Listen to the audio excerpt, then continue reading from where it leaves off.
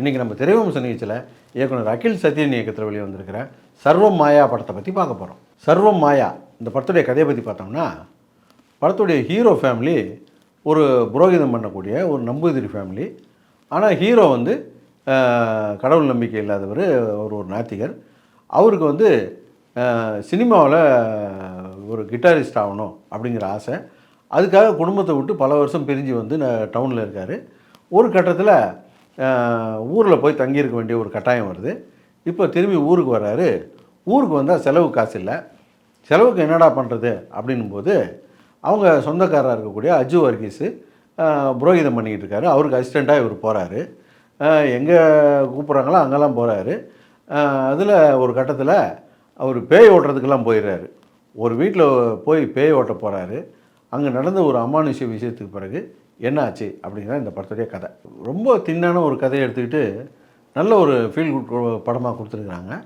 ஒரு கிட்டாரிஸ்ட்டு அவன் கஷ்டப்படுறான் அப்படின்னு ஒரு சிம்பிளாக ஆரம்பித்த கதையில் ஒரு பேயை உள்ளே கொண்டு வந்து, அதுக்கப்புறம் ஒரு லவ் கொண்டு வந்து, அதுக்கப்புறம் சென்டிமெண்ட்ஸை கொண்டு வந்து ஒரு நல்ல ஒரு கிளைமேக்ஸோடு இந்த படத்தை முடிச்சிருந்தாங்க. இந்த படம் நம்ம ரசித்து பார்க்க முடிஞ்சதுக்கு ஒரு முக்கியமான காரணம், படம் முழுக்க சின்ன சின்ன காமெடியை வச்சு நிறைச்சிருந்தாங்க. எங்கேயுமே ஃபோர்ஸ் பண்ணிலாம் அந்த காமெடியை திணிக்காமல் கதையோடைய இயல்பிலே அது அமைஞ்சது ரொம்ப நல்ல விஷயமா இருந்தது. இந்த மாதிரியான கதையில் எங்கேயோ ஆரம்பிச்சிருவாங்க, ஆனால் எங்கே கொண்டு போய் முடிக்கிறதுன்னு தெரியாமல் தடுமாறிட்டு கிடப்பாங்க.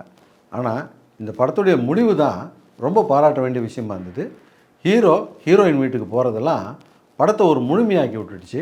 இந்த படத்துக்கு மிகப்பெரிய பலம்னா இந்த படத்தில் நடித்த அந்த ஹீரோயின் ரியா சிபு தான். ரொம்ப பிரமாதமாக அந்த கதையை புரிஞ்சுக்கிட்டு, கேரக்டரை புரிஞ்சுக்கிட்டு ஃபஸ்ட் கிளாஸாக நடிச்சிருந்தாங்க.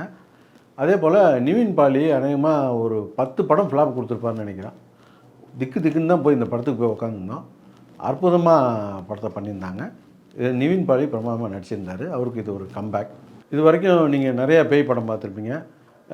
சத்தம் போட்டு அலற வைக்கிற பேய் படமாக இருக்கும், அல்லது கொடூரமாக கொலை பண்ணுற பேய் படமாக இருக்கும், அல்லது காமெடி பேய் படமாக இருக்கும்.